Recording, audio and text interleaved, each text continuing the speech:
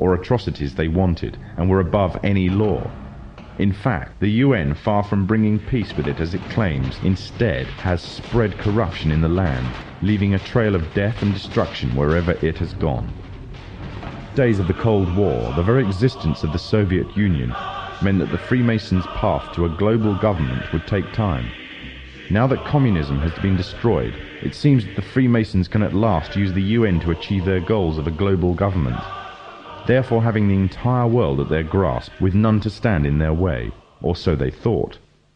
For as the earth cries out because of the corruption and injustice they have spread over the land, through the agonizing centuries of their domination, the world is witnessing the reawakening of an old warrior. Now the Freemasons have another enemy to contend with, an enemy which they have thought that they have destroyed, an enemy that will never bow down to the evil and demonic plan of the Freemasons. That enemy is Islam, and against it they have declared war.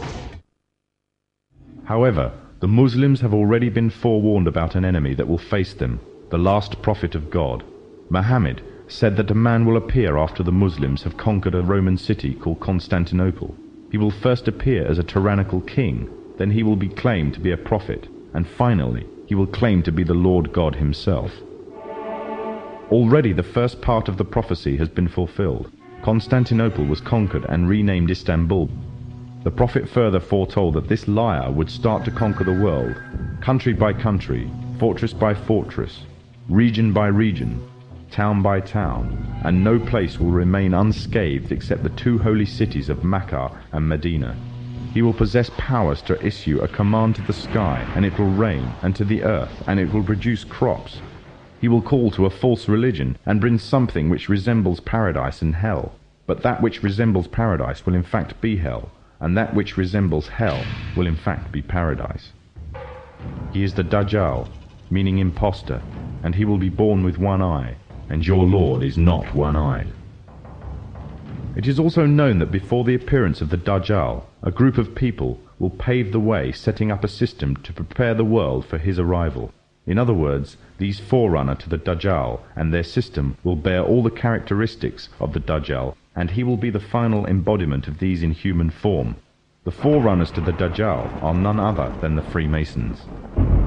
The one eye is one of the ways to recognize the Dajjal. The one eye is the symbol of the Freemasons. It is part of their beliefs, and is taken from ancient Egyptian mythology. In their ideology, it represents the Supreme Being, sometimes referred to as the great architect of the universe. The scholars of Islam say that the similitude of the Dajjal is that of the Pharaoh who tarried with the prophet Moses. The Pharaoh was a tyrannical leader who elevated himself in status and declared himself to be God. He used magicians to create illusions and fool the people, and oppressed all who did not conform to his false religion.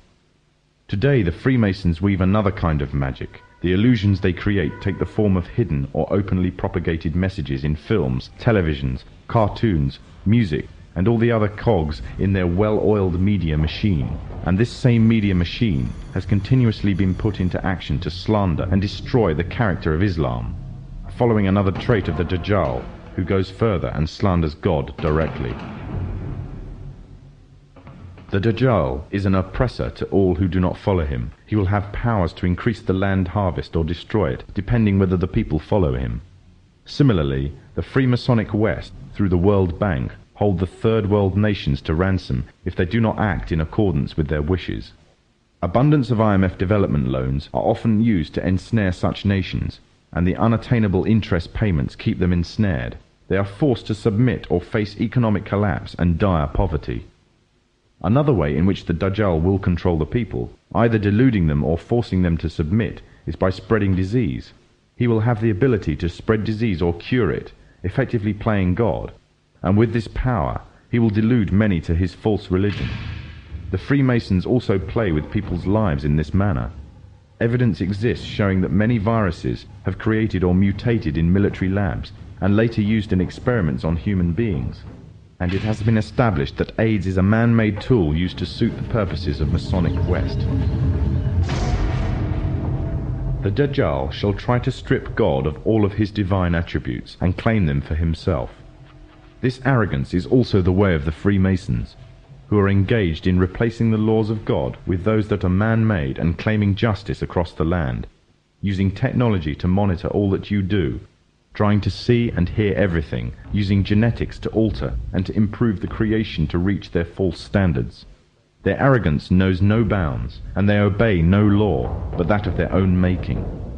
These are the forerunners to the Dajjal. These are the Freemasons.